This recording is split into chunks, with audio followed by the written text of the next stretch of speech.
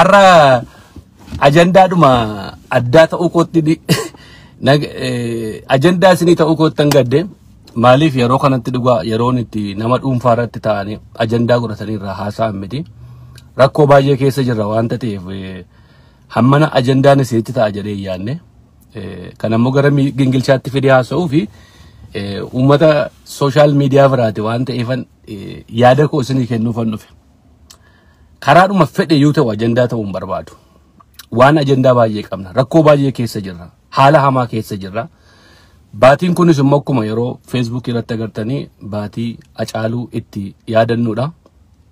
Malee akka Habtaamuutti dhuunfaa kootti ajandaa biraa ta'uu hin barbaadu.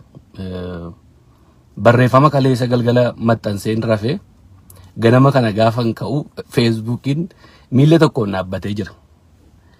Egaa yeroo baay'ee sooshaal miidiyaa keessa namoonni keenya tokko namoonni beekoo hayyuu ittiin jennu hunda goggortu feek akkaawuntii Facebookii baay'eetu jira. Kan namuma waa hojjetu ta'anii afaan isaa jallisuu yaada isaa jallisuudhaaf hojjetan.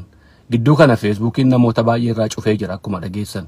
Keessumattuu mootummaan Itoophiyaa Facebookii feekii baay'ee banee waan itti gargaaramaa jiru baay'ee cufamaa jira. Namoonni keenya gurguddaa jennu garuu waan akkasitti dogoggoruu keessantu baay'ee na gaddisiise. Namoota baay'ee gurguddaa jedhu dubartoota maan ta'in namoota dhiiraa maan ta'in baay'ee na gaddisiistan. Yaada kana yaada ani barreesse kana dhufanii irraa kaasinaan jedhu maaliif ani irraa kaasaa haa ta'u uummati haa ilaalu. Dogoggorri koo kun iddoodhuma kam jiraa jedheen irra deddeebi'een dubbise. Gidduu kana gaa warri nama arrabsan akkuma isiniin jedhe feek akkaawuntii baay'een jiru kuni namoonni gaafa waan hin taane naan jedhan profaayilii isaanii keessa galeen ilaala. Gaafa ilaalu went to Jimma University jedha. Jimma University jechuun uummata Jimmaa jechuu koo miti. Jimma University mana barumsaati. Waa'ee iskuulii miti achirratti kan barreeffamee jiru. Eessaa agartee naan jettanii ona gaafattanii iskiriinshaatii godhee isinii gallakkisuu numan danda'an ture. Namni garuu maalitti geeddare gandummaadhumatti geeddare waanuma keessa jiru sanatti nama madaaltu. Waan ofii keessa jirtan keessatti nama madaaltu. Biyya faranjii kana keessatti goldfish qurxummii mana keessatti horsiisantu jira. Horsiisutu hin taane geexiidhumaan mana keessa kan kaawwatan. Taankii xiqqoo keessa yoo keesse qurxummiin suni hammuma taankii sanaa guddatti. Taankii guddaa keessa yoo jiraate immoo guddinni isaas haganuma dabala. Ani nama akkasiiti miti. Nama taankii xiqqoo keessa jiraatu miti.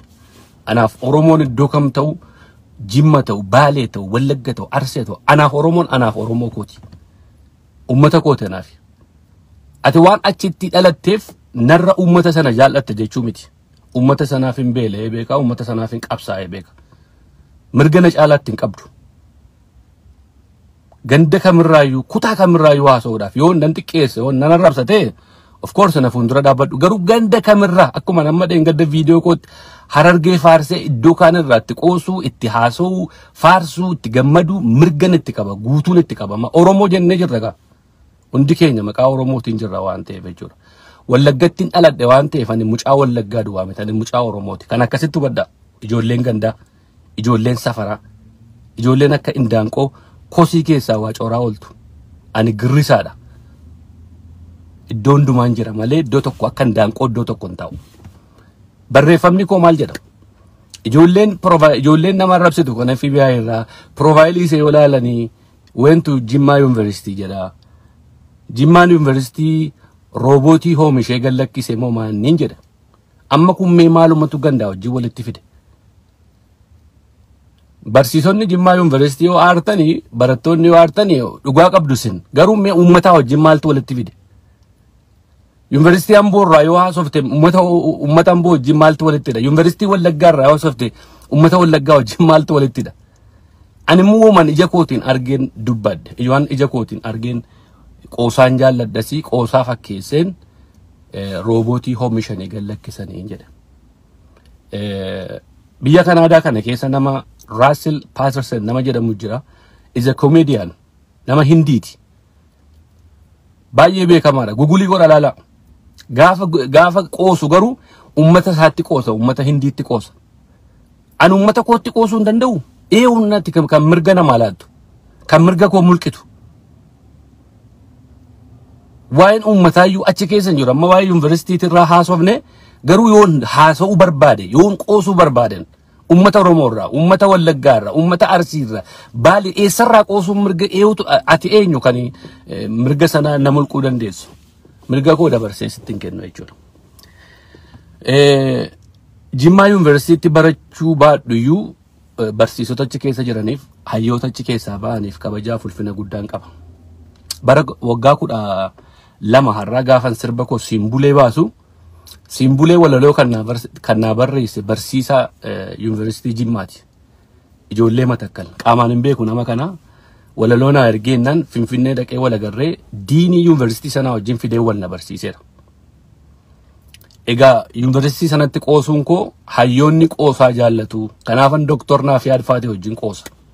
Kanaafan Doktor Solomoon Faatee wajjin qoosa. Kanaafan Doktor Heenok Faatee wajjin qoosa. Umuriidhaanii ani fi Doktor Naafiyaad tokko taanee miti hangafa isaati baay'ee dheeraa isarra guddaadha. Hayyuudha waanta ta'eef garuu warri hayyuu ta'an ni qoosaa jaallatu. Ana akkaataan itti yaadaa jiru akkaataa biyya faranjiitti yaada. Itoophiyaa kan hin jiraadde caalaan as jiraadde. Sammuun koo as jira. Isin garuu akkuma warratti nama Facebook irra nama arrabsitu kuni ganduma keessa jirtu waan ta'eef ani ganda kamiin iyyuu arrabsuu hamilee isaas hin qabu. Ganda mitiitii warra politikaa geggeessan kana taayee yeroo isin akka barbaaddan xiqqeessitan an obbo taayee jedhee naasaa xiqqeessa hin beeku. Obbo Shimallis yeroo isin akka barbaaddan arrabsitan obbo Shimee jedheen kabajaa itti haasaa. Doktor Abiyyi yeroo isin nafxanyaadha maal jettan arrabsitan Doktor Abiyyiin jedha. Doktorumayyuu hin jedhin kan naan jedhu faatu jira. Ani kabajaan qaba kabajaadha namatti haasaa. Ijoolleen amma Facebook irraa ganda arrabsee amantii arrabsina warra kanaan dura horii fana gaafateen horii dhowwadhe faatu olola akkasiin irratti oofsisaa jira. Warri immoo wanta kana fuutanii irraa nagaddanii isin haa baasu barreeffamichis achumarra jira. Barsiisotii fi hayyoonni Yuunivarsiitii Jimmaa keessa jirtan yoonatti gaddatan dhiifama. Garuu akka uummataatti immoo uummata Jimmaati waan an jedhen qabu wanta ta'eefi dhiifama gaafadhu naan jedhame tokko. Uummata waan tokko hin jenneen maal jedheen dhiifama gaafadhu. Yuunivarsiitii irraa naasee Yuunivarsiitii irraan barreessee barreeffamni koo diliitiin taanee achumarra jira ilaala.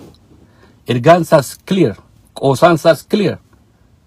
Kun naman tuqee naman tunne dirqamumaan immoo nama arrabsii ganda arrabsinaan jettanii hojiitti warra na butuu barbaadanii amma gaa hojii hojjetamu kanatu karatti na dha'uu warra barbaadantu jira. Yeroo mandumaa ta'anii viidiyoo keessatti gaa dogoggora argachuu hin danda'anii barreeffama irratti ta'anii eegantu jira. Maalaasee torban darbe keessa gingilchaa keessatti waa'ee Doktor Abiyyi wajjin sagalee milixxee baate gaafa haasa'u waa'ee aangoo gallakkisuu irratti Profeesar Mararaa fa'aa maqaadhee obbo Daawwid fa'aa maqaadhee naase. Kan Profeesar Mararaa namni waa jedhan jiru kan obbo Daawwidiif namni dhagaanatti hin guurin meeqa jira beekaan bira darbe. Waardiyaadhuma nama waardiyaadhuma iddoo tokko waardiyaa wayiidhuma warra taa'ee jirutu jira. Osoo amma kana waardiyaa Oromoo taane waardiyaa Kaayyoo taane baay'ee namatti tola. Barreeffama kana keessatti kanaan duras akkuma kanan barreesse namni piroofaayilii Jawaar uffatumaa nama arrabsaa jedhee tureera waggaa 5 waggaa 6 dura. Maqaa namootaa dhadhee barreessaan turan. Inni kun garuu maaliif akkasin haaraa gootan naaf hin galle rakkoo isin qabdan isin achumatti xumuradha. Anaan geengoo keessan an kaawwatina. Allafas yaaddan sanan jiru. Risaadhaan sokkeera gubbaarran jedhan akkan daanqoo gola keessaan deemu kosii keessa deemee waa'ee gandaatii fi amma gidduu kana Doktor Abiyyiitu Jimmaa dhaqee kana wajjin wal qabsi. Doktor Abiyyiin Jimmaa dhiisee iddoo fedhe maan dhaqee maaltu nagashe mirga isaati biyya bulchaa jirudha. DC dhufaan turre ani sana keessa hin jiru waa'ee sanaa keessattis ni fadhu sana keessattis maxxansaan jiru sheerii godhaan jiru balaaleffachaan jiru deeggaraan jiru biyya bulchaa jiru keessa bakka barbaade dhaquun mirga isaati. Utuu akkuma ofii isaatiin mirga qabaatee iddoo barbaade dhaqee immoo warra kaaniifis utuu mirga kennee fi bakka isaan dhaquu barbaadan uummata isaan jaallatan bira dhaqee immoo gaarii ture.